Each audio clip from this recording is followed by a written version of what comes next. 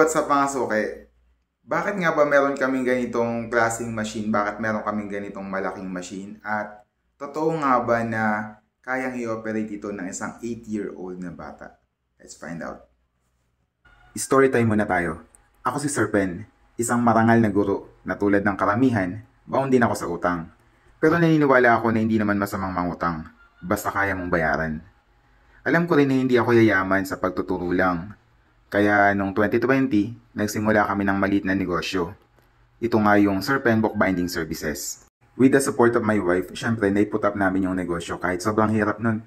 Time ng pandemic, mahirap bumili ng gamit, mahirap magbiyahe. Pero nakita namin yung pangangailangan sa bayan namin kasi kailangan pang pumunta ng Morong, Rizal para makapagpabookbind.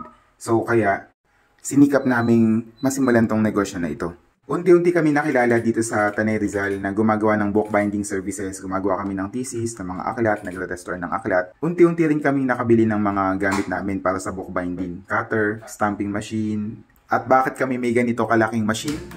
Simple lang, para makapag-provide kami ng quality bookbinding services sa aming mga kliyente dito sa Tanay at sa mga nearby towns. At oo, kayang i-operate ito ng isang 8-year-old na bata yung anak ko. Siyempre, with supervision. Hindi lang negosyo ito para sa amin, kundi isang mission to serve with quality.